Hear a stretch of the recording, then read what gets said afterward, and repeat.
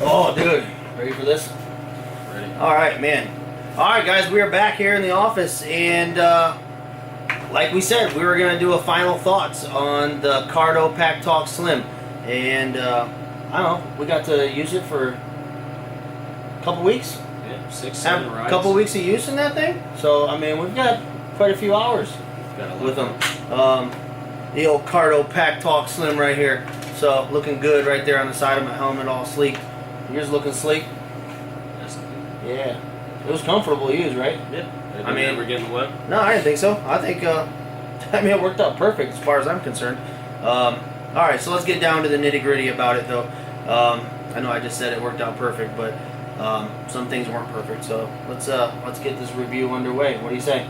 Let's do it. Ready? Alright, so just like in the other video that we'd already done, we did the installation, kind of talked a little bit about what the PackTalk Slim is, and you can check back into that video and get all that information if you like. But on this one, we're just going to kind of talk about how it worked and what we liked and didn't Pros like. and cons. Yeah, pros and cons. And so the pros was is installed great, obviously, like the first video showed. So out on the trail, I think syncing up after we got in our rides and linking up to make sure we could communicate with each other worked pretty seamless. Yeah, always connecting was fine. Connecting was fine. Yeah. All, I mean, ride. never had an issue. I mean, literally, I freaking hit the buttons to turn it on. He did the same thing. Boom. I mean, we were connected. It didn't matter how far away we were. I mean, we were pretty close every time we Every linked time, up. yeah, we So, were right next to each other. don't know if there'd be an issue if you're a lot of distance in between there, but for us, there wasn't. So that part of it was good. I like that. You know, it wasn't a struggle. I know on some things, whether mesh, Bluetooth, or whatever, you know, I mean, we don't really have a lot of experience with a bunch of different brands or anything like that, but that part of it was great. So kudos to Cardo on the setup and initial booting of it. I don't know, what else we want to hit on next? Just the communication itself, like being able to hear and talk back and forth? I wanted to say something about how it does look good on the side of the helmet, but I wanted to point out sometimes we always got confused when we had the helmet on which buttons we were pressing. So I mean, that was kind of a con to it. As we had the helmet on, we couldn't figure out which buttons we were pressing. So sometimes like turning the volume up or syncing in was harder to do with the helmet on, as if we had the helmet off and we just sunk it by then. Yeah. It kind of went down smoother. Yeah, the longer that we ride with them, though, I think that'll get better. Because I will say, I did experience that the first ride, and then the third, fourth, and fifth ride, I pretty much thought I had it down as far as volume. Yeah, volume for sure. I did always want to go to the side. Yeah, so did I. But then I realized it's always on the bottom. Yeah, and then once I kind of set that in stone in my mind, I didn't have any issues with that. So I agree with you on that, but I do believe that over time, that will kind of just fade away and it'll just become easy to use. Communications, man, talking back and forth. My first impression, a lot better than I thought it was going to be. Yes, indeed. I thought it was great from our first impressions in the trails. Everything worked great. We listened to music, of course, the whole time, and every time someone spoke, or anytime, it always cut out, and we could always hear each other pretty smoothly. Yeah, I think so too. I agree with that. And once you touch base on that, the sound on these things, these new JBL speakers, top notch. I thought the sound performance was phenomenal. Man, I was rocking, dude. I was jamming. We were freaking ripping it up, man. I was freaking jamming, and I was having a blast. And it just kind of added to the whole ride. You know what I mean? Yeah, man. And like he said, every time, I mean, I'd be jamming, and if he say something, the music would just kind of fade away into the background, and then his voice would be in the foreground. We could communicate back and forth, and it was never an issue. The engine, I mean, if I had my freaking foot into the pedal, man, and that engine was roaring, I could still hear you just fine. It didn't cut out. Yeah. I mean, there was never an issue. I don't know. So communications on these things, great. Sound performance on the new JBL speakers, great. I don't know what the old ones were like. I did read on some reviews before we bought them that the old speakers weren't as great as the new ones. So I don't know, but these ones, they're really good. I think anybody that gets a set of these would probably be really happy. I do want to hit on last video when we were in Lake Pleasant.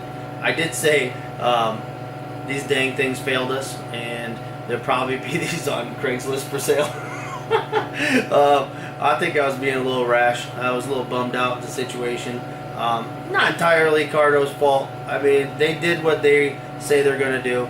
I think I even read somewhere it said if you were in deep woods, the signal strength probably won't be as strong. Yeah, it definitely cut out. I mean, that's understandable. Anything you get into that's wireless like that is going to have the same scenario. And I think I was just a little ill-favored towards it at the moment. But all in all, I like it. I like it a lot. I think the Cardo PackTalk Slim and probably the rest of their units in their brand, their lineup are probably really good. I'm glad we had them. Yeah, they definitely did us a favor in the dunes. I mean, in Glamis, I know it says it lasts a mile, but in Glamis, honestly, in those sand dunes, I felt like it lasted more than a mile. I mean, Well, we tested it. Yeah, it lasted. It seemed really far. Yeah, you remember when we were at the top of that huge sand And bar? I rode down. Yeah. I stayed at the top of this hill and I said, well, let's test these things out. And he took off, and we checked on your odometer. Yeah. You were over him. He was over a mile away, and we were still talking, and it was crystal clear. Yeah, it was. It was really good. But like I said, in Lake Pleasant, when we were in those mountains and there was trees and woods and I mean all kinds of stuff around us, we didn't test it. Maybe a few hundred feet.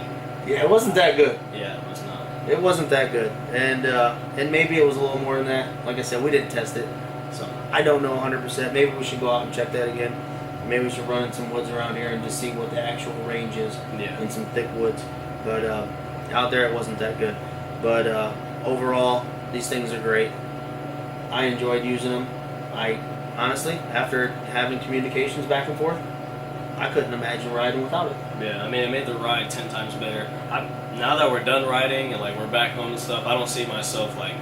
I don't think the ride would have been the same if we wouldn't have been able to communicate. No, heck no. Oh no. No, we've been yelling back and forth and freaking hooting and hollering and what? I mean, kind of like in our first video. What? I can't hear you. So, anyways, just to cap it up, we didn't want to do a huge review on this. Didn't want it to be too lengthy. Just kind of get the info out there that if you are interested in some communications that aren't thousands of dollars to get into, it's a way to go, and it's a good way to go. I highly recommend it. Just understand, if you're out in some deep woods and there's a lot of structures in between you and your fellow riders or something, maybe the distance of communications is not going to be the greatest, but if you're out somewhere in the dunes or maybe in an open field or something like that, it's pretty strong. Yeah. And honestly, maybe if we had more riders with us out in the woods and they all had these, maybe it would have been stronger, because I do know that the mesh does work off of one another and it just builds stronger the more people you have in it. So that's also something to think about. But anyways, Cardo PackTalk Slim. Success. Heck yeah, it's awesome, dudes. So hey, if you guys like this video or any of the videos we've already done, why don't you go ahead and hit that like button, subscribe, share if you will. It really helps us out and lets us know we're doing the right thing and giving you guys content that you enjoy. So, anything else on that? No, we're good. All right, awesome. Good job. Sweet.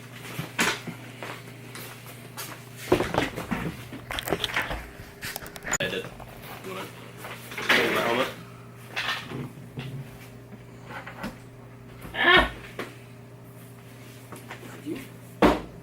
We should have did a thing in the racers where like, oh yeah, I can hear you. That'd have been funny. Alright, alright dudes, we're back. I know, we were just on, and we just wrapped up our final thoughts on the Cardo PackTalk Slim, and me and Austin were sitting here thinking about the review, and it just hit me. Oh my gosh, I forgot one of the biggest aspects of this that I wanted to make sure I touched base on, and that was the battery life.